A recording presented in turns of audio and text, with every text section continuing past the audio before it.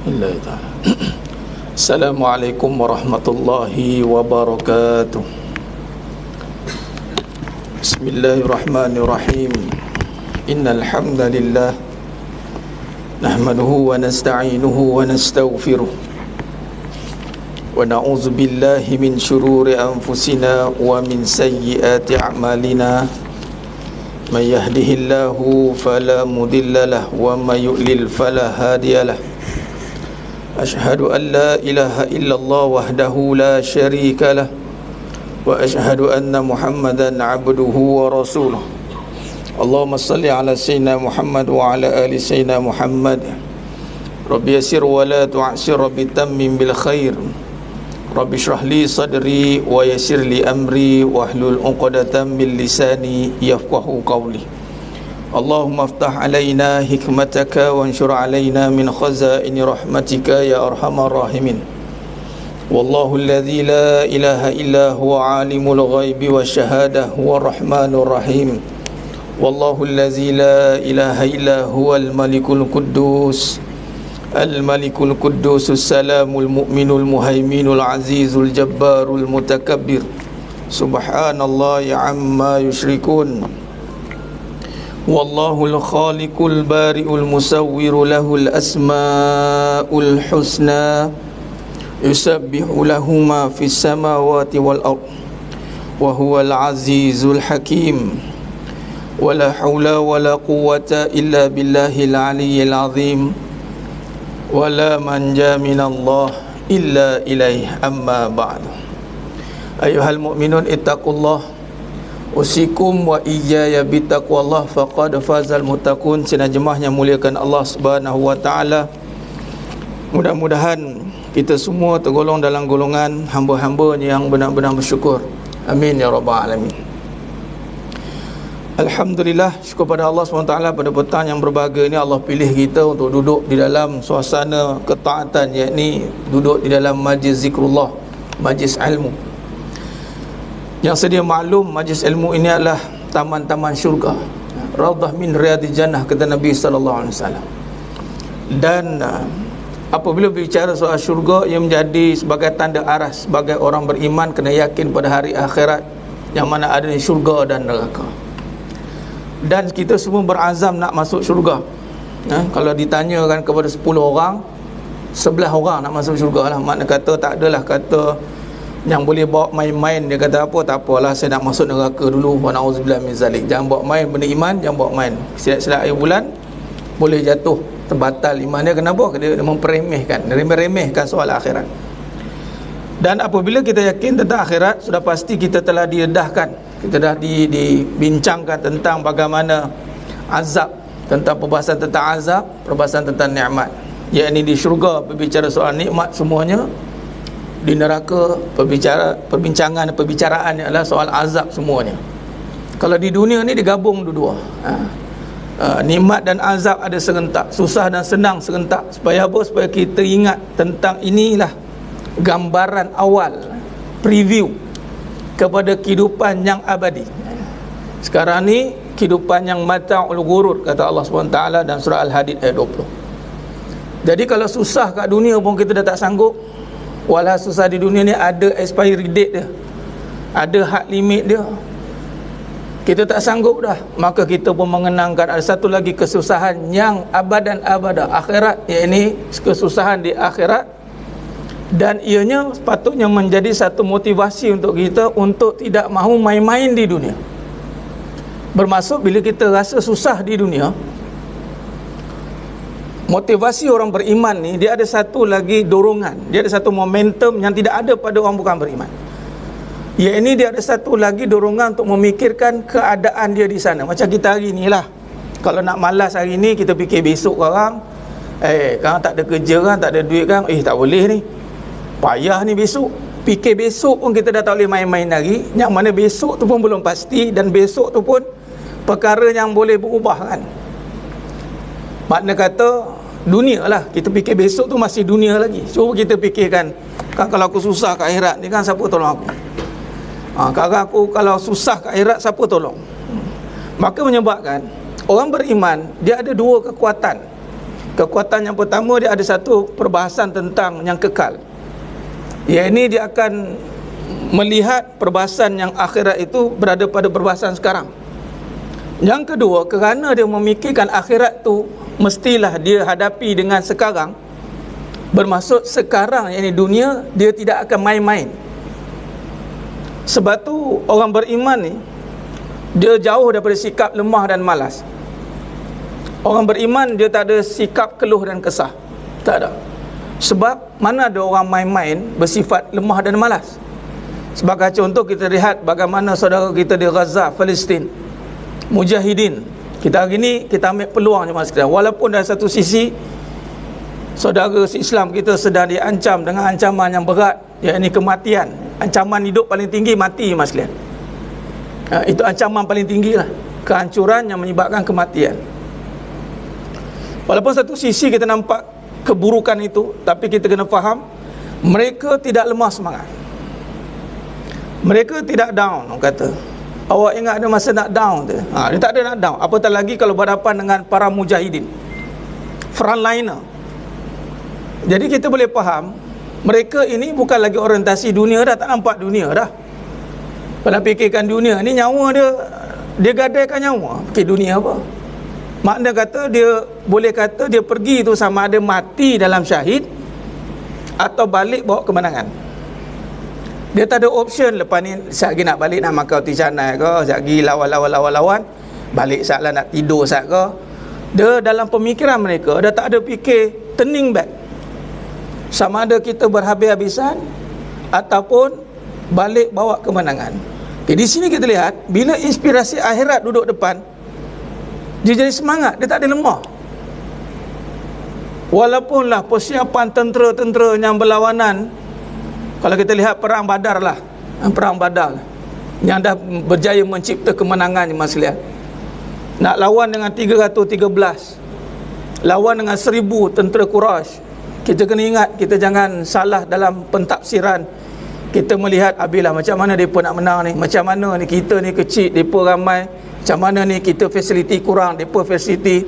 Jangan dibandingkan dengan kebenaran, sebab kita ada kekuatan yang tersembunyi yang tidak nampak dilihat, tidak nampak dilihat dengan mata kepala. Itu yang diberikan tentang kekuatan iman, keyakinan. Kalaulah kita boleh bawa semangat syuhada tu, mujahidin tu dalam hidup kita, nak membina keluarga bahagia, nak membina kerja cemerlang, nak membina kehidupan yang ke depan, saya rasa orang beriman ni tak ada istilah lemah dan malas. Dan Nabi pun dah ajarlah doa, minta jauh daripada lemah dan malas, resah dan gelisah. Sebab apa? Sebab kita sedang mempersiapkan hidup yang tak mati-mati. Kalau kita nak persiapkan hidup yang mati ni pun separuh mati. Nak siapkan rumah, siapkan kereta, tak boleh berhenti kan, siapa nak bayar ni, siapa tu. Takkanlah kehidupan yang tak mati-mati ni kita buat sambil lewa. Atau ada persoalan tentang iman, kita tak berapa nak yakin dengan hari akhirat. Bimbang kat situ, iman sekalian. Kita bimbang, tak ada keyakinan yang sepenuhnya tentang akhirat. Sebab kalau keyakinan pasal akhirat ni, kita boleh buat satu pemahaman yang sangat logik. Contoh, macam tadi, kalau aku boleh sanggup lawan malas, sanggup lawan sakit, sanggup lawan macam-macam perkara yang mana memikirkan rumah siapa nak bayar, kereta siapa nak bayar, semua siapa nak bayar, kau susah, ada kau ambil tahu. Kita boleh cakap kat orang macam tu tau. Cuba kita fikirkan kehidupan akhirat yang siapa pun tak ambil tahu. Bermaksud dekat dunia dia akan semangat, sebab dia double, dia panggil husnayain. Sebab tu dia orang beriman ni, dia akan berjaya dua-dua sekali. Dia akan berjaya di dunia, dia akan berjaya di akhirat. Malah kalau Allah takdirkan dia susah pun di dunia, macam contoh sekarang Gaza, takdir Allah sekarang sedang berjalan ke atas mereka kesusahan yang macam tak nampak ujungnya. Bila nak habis ni? 75 tahun pakai contoh. Patutnya daripada give up kan, tangan dah tak apa lah, surrender. So bayangkan jemaah sekalian, kita yang ada nampaklah juga ujungnya apa, kurang-kurang. Kalau kerja betul-betul rajin-rajin ni sekian, bolehlah dapat sekian. Kalau ni dapat abuan je. Tapi ada juga sifat lemah dan malas. Tahu lah kerja ni apa dapat, tahulah apa nak jadi, tahulah. Dia sendiri membawa persoalan keraguan itu. Walhal kalau kita bawa perbincangan dunia ini kepada akhirat, bermaksud apa yang berlaku sekarang ini sepatutnya kita bawa dengan semangat yang kita nak pastikan dunia ini tidak menjadi sia-sia. Tidak jadi sia-sia, apatah lagi dengan nikmat yang Allah bagi. Tak nak sia-siakan nikmat duit, tak nak sia-siakan nikmat masa, tak nak sia-siakan nikmat isteri, tak nak sia-siakan nikmat anak, tak nak sia-siakan nikmat kerja. Setaranya Allah tak bagi nikmat tu, rumah runtuh, keluarga mati, isteri mati, anak mati, semua mati pun semangat. Ini kan pula rumah ada, kereta ada, anak ada, apa tak semangat? Duit dia tak ada, Ustaz. Allah. Dia semangat dia bubuh kat duit. Dia semangat dia bubuh dekat susah. Semangat dia bubuh dekat keadaan dunia. Walhal sekarang the best time, masa yang terbaik untuk kita recall balik hidup ini betul semangat tak macam mereka.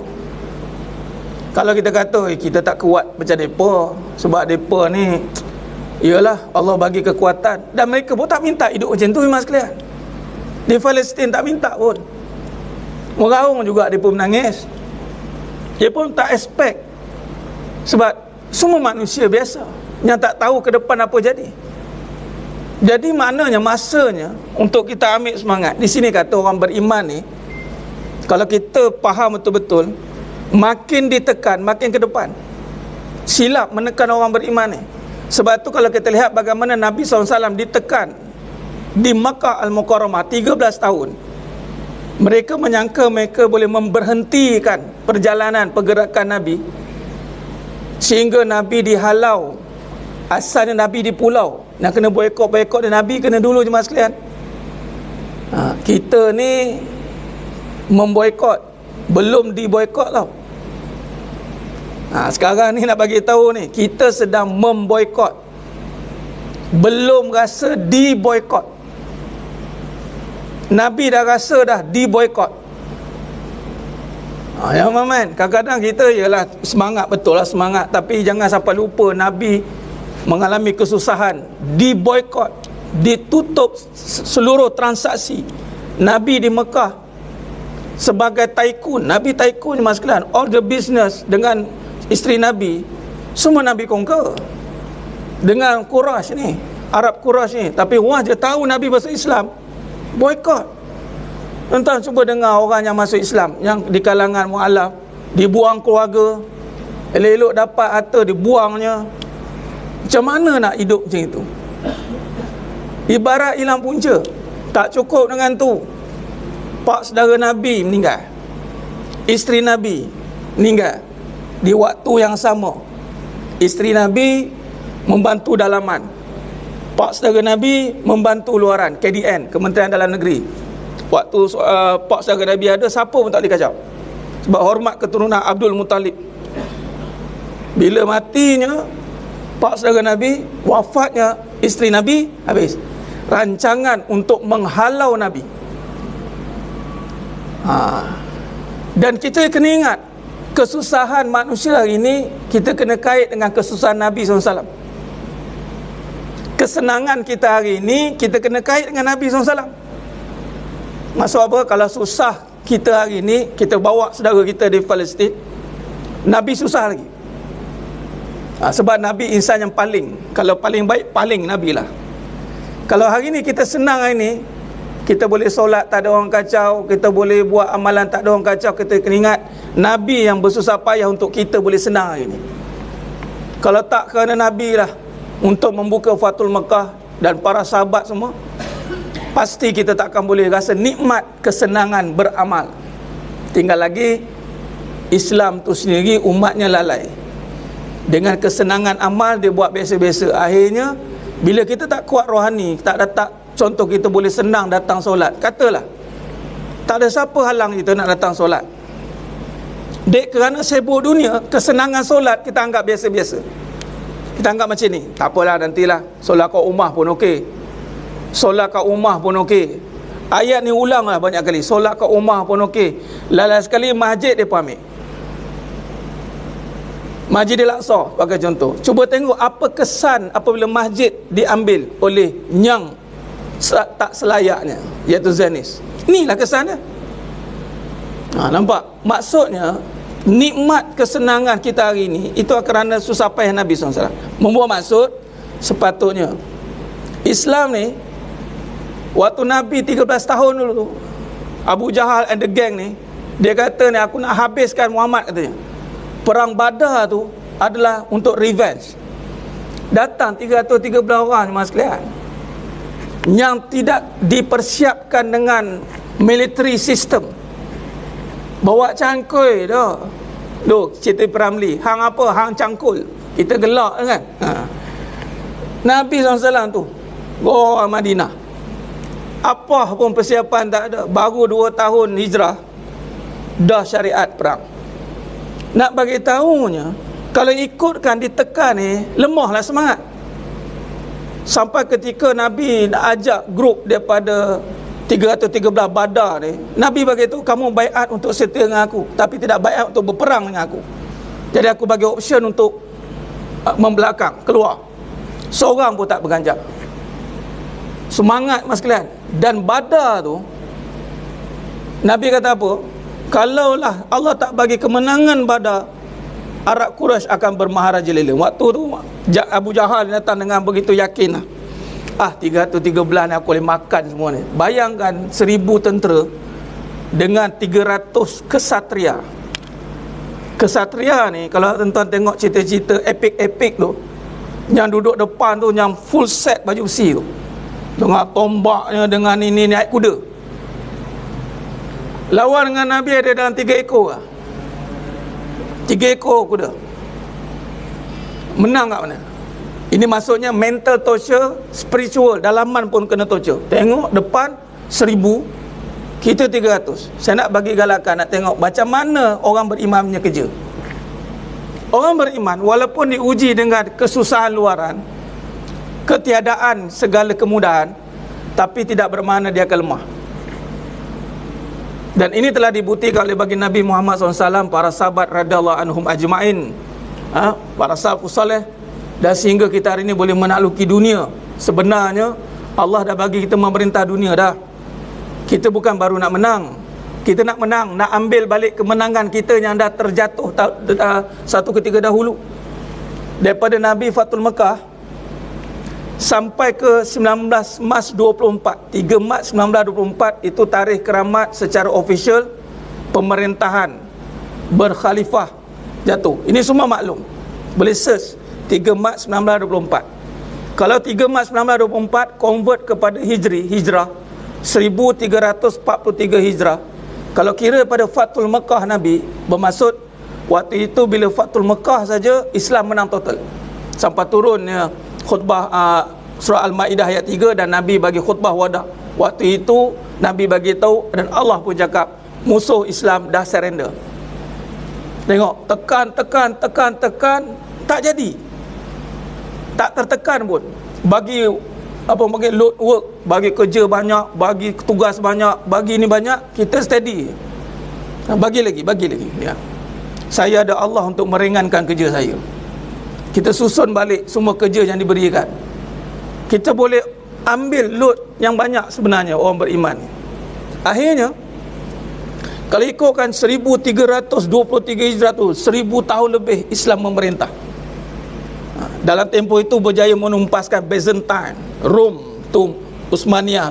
Lepas 800 tahun kewafatan Nabi SAW hijrah, 800 tahun tu terbina lagi satu sejarah, pembebasan Konstantin, dibebaskan oleh Muhammad Al-Fatih. Jadi nak bagi tahu jemaah sekalian, kita renung, kita cerita perkara-perkara macam ni, nak bawa macam mana akhirat sangat memberi inspirasi dalam hidup. Kita letaklah dalam hidup kita. Kita tidak diberi tugas pun nak membebaskan negara pun. Hidup macam saya sebagai contoh. Kita diberi tugas untuk membebaskan hidup kita saja. Bebaskan suami, isteri, anak-anak daripada kejumudan, kejahilan, kemalasan, sifat yang diremehkan. Kita diberi tugas itu ya. Yang mana dengan iman ni, dengan semangat yang iman ni berjaya membebaskan negara daripada jajahan yang besar. Takkanlah dengan nikmat iman ni tak mampu membebaskan diri kita daripada kemalasan. Malas, lemah, kadang-kadang datang sifat berbelah bagi. Bila kita buat benda tu berulang kali yang sama, ada satu sifat kita akan rasa apa? Bosan. Dah benda yang sama diulang. Ulang benda yang sama, pergi kerja balik kerja, pergi kerja balik kerja, benda yang sama. Kadang-kadang tanpa sedar dia akan datang satu sifat, sampai bila aku nak macam ni. Datang tu. Lepas tu belum lagi diuji dengan masalah-masalah, orang panggil neraca kehidupan. Kadang-kadang timbul lagi kita ni rasa macam tak ada arah tuju pun ada setengah-setengah tu. Tapi nak fikirkan bahawasanya kat mana kesan yang besar dah berlaku dalam Islam ni. Islam telah membebaskan kehidupan yang macam tu lama dulu dah. Daripada kehidupan yang terperangkap dengan permasalahan dunia, yang melihat dunia ni satu sudut pandang saja, kita telah dibawa oleh Nabi sallallahu alaihi wasallam untuk lihat dunia dengan pandangan akhirat. Soalannya, adakah kita telah mempergunakan ataupun kita telah memperhalusi perbahasan melihat dunia dengan pandangan akhirat? Sebagai contoh tadi, bagaimana kita hari ini boleh membawa satu perbincangan, kalaulah di akhirat itu nanti aku tak ada siapa tolong, maka di dunia aku tak boleh main-main. Bermaksud perbincangan akhirat, maksud tak boleh main-main ni, semua yang kita buat sekarang ni akan ditanya ke akhirat.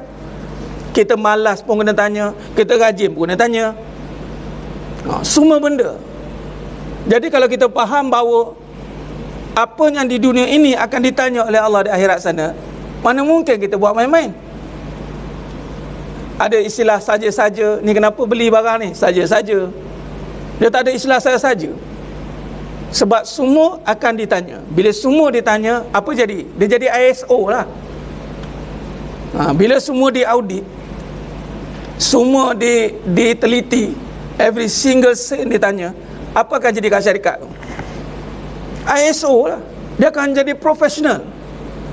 Kalau kita fikir hidup kita, semua ditanya. Kita jadi orang yang lemah, orang malas, tak ada masalah.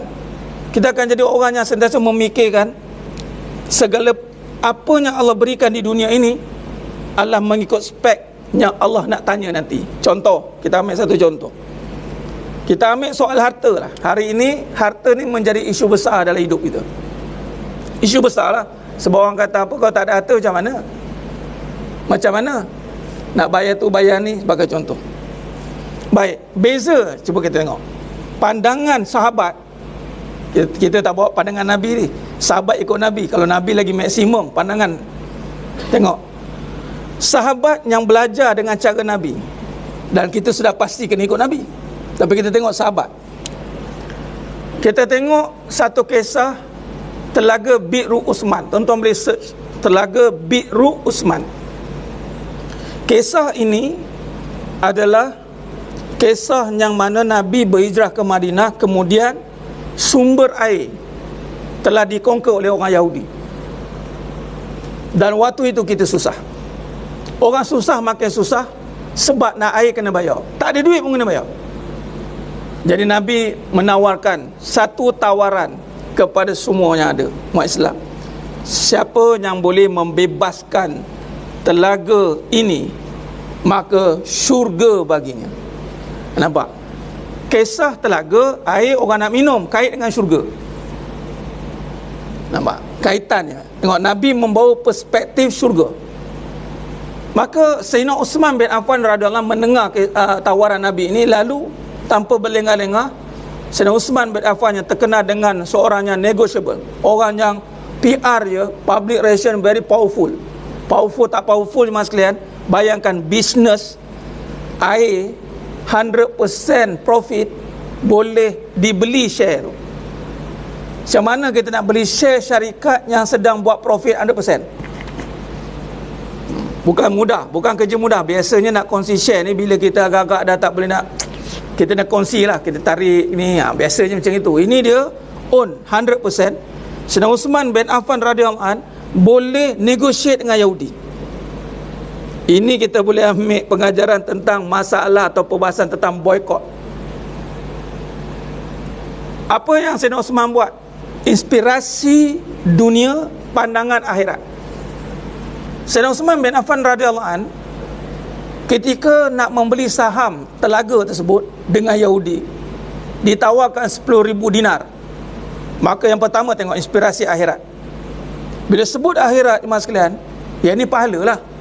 Kalau kita kerja ni sebab pahala, bagi anak makan nak pahala, bagi isteri makan nak pahala, beli kereta sebab pahala, kita cerita mudah pahala. Tahu apa yang buat? Dia takkan jadi downgrade, dia akan jadi upgrade. Berapa harga? 10,000 dinar. I up 12,000 dinar.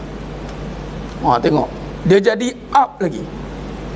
Kita kadang bab orang kata akhirat ni lah, bab agama ni contoh, ataupun kita nak bagi ke orang, kadang benda yang kita dah downgrade, ni dah tak pakai, ni dah tak pakai, yang dah tak pakai baru nak bagi. Biasa kalau nak bagi yang dah belum pakai ataupun yang lebih lagi pada apa kita pakai.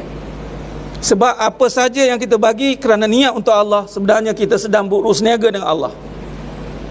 Kita takkan bagi yang second hand. Kalau ikut kan, apa yang berlaku? Yahudi tadi terkejut lah. Aku bagi 10, dia up 12,000. Dia nak duit, kita nak pahala. Tengok, ini inspirasi orang beriman. Dia punya yakin dia, pahala tak rugi, walaupun kita bayar extra 2,000. Contoh hari ni kita orang lelaki, khusus orang lelaki lah, ada setengah-setengah tu mentaliti dia, bila bagi anak bini makan, duit habis duit aku. Walhal apa yang kita bagi tu, niat kita apa? Pahala kan? Pahala tak habis. Malah bukti dia cuma sekalian, sampai sekarang Telaga Bi'ru Uthman ada lagi.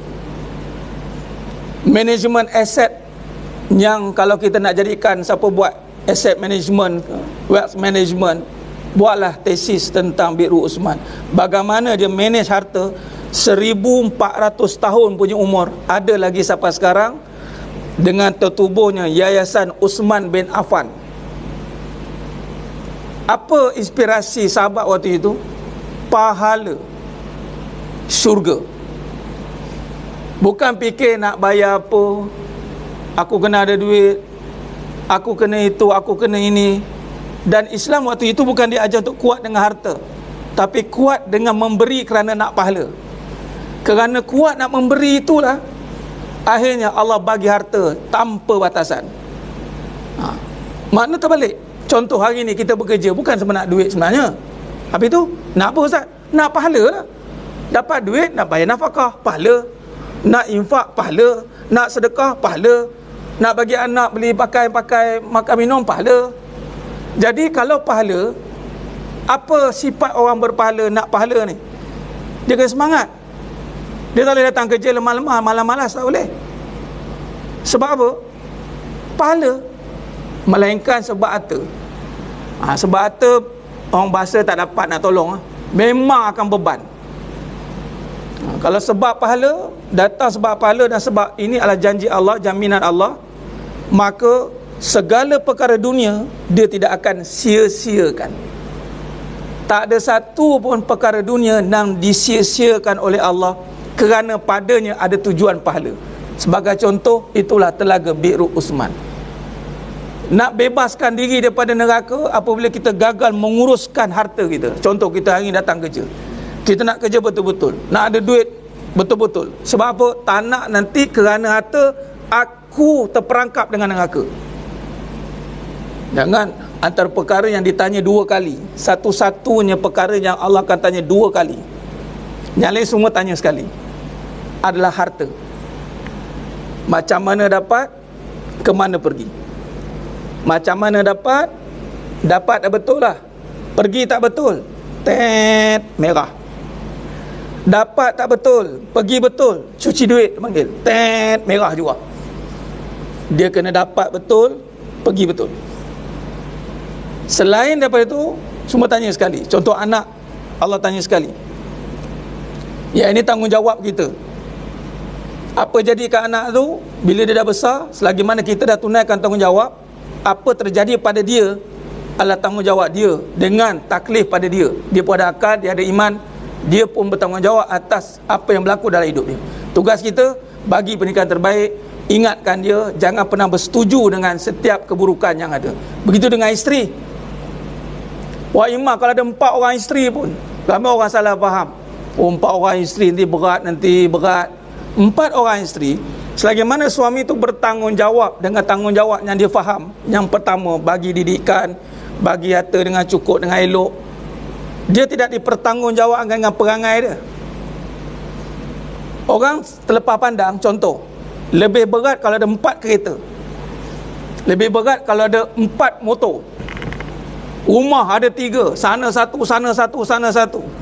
Oh, banyak Ustaz, saya ni suka kumpul aset. Sana, tengok list, ada 20 aset. Semua tu akan counted. Rumah ni macam mana kamu dapat? Lepas tu buat apa? Buat sewa. Okey, duit sewa buat apa? Ingatkan dia sewa lepas dah. Dah, kamu sewa 1,000 sebulan. Okey, 1,000 sebulan, berapa pecahan? Berapa untuk kebaikan? Berapa untuk diri kamu? Ingat dah selamat. Orang tak takut tambah harta, malah berlumba-lumba nak menambah. Walhal itunya akan berat ditanya. Nak tambah boleh, pastikan berpahala. Kalau berpahala senang. Nak ukur pahala ni bukan senang lah, masa susah juga. Tapi senangnya setelah kita buat kesimpulan ni, dia jadi semangat. Benda yang membawa pahala tak pernah akan mengecewakan kita. Nak tengok contoh? Lagi sekali, contoh terbaik, kita jadikan Palestin sebagai kita punya, dan memang pun kiblat kita yang pertama tu pun di sana. Bagaimana tengok, walaupun hancur semuanya, tapi mereka tetap ada harapan yang tak pernah luntur. Semangat. Makna kata, apa saja yang membawa kepada pahala syurga, dia tak ada istilah tengah-tengah tu lemah, semangat, mengungut, tak tahulah apa jadi. Nampak? Jadi sebenarnya yang mulakan ta'ala. Jadi kesimpulan yang kita boleh buat pada petang yang berbahagia ini, marilah kita jadikan pandangan hidup dunia kita ini dengan arti kata mengakhiratkan dia, dan mohon kepada Allah Ta'ala bantu untuk Allah bukakan hijab dalam melihat dunia semata-mata untuk akhirat. Lalu kesimpulannya, kita akan memanfaatkan dunia dengan sebaik-baiknya tanpa ada perkara yang menjadi sia-sia. Wallahu alam, itu saja. Kita akan sambung pada siang akan datang insya-Allah. Aku qouli hadza wa astaghfirullah azim li wa lakum wa bil taufiq wal hidayah. Wassalamualaikum warahmatullahi wabarakatuh. Tangguh dengan tasbih kafarah dan suratul asr. Subhanakallahumma wa bihamdika asyhadu an la ilaha illa anta bismillah wal 'asr ila alladziina amanu wa tawassaw bil haqq. Wallahu alam bis-shawab.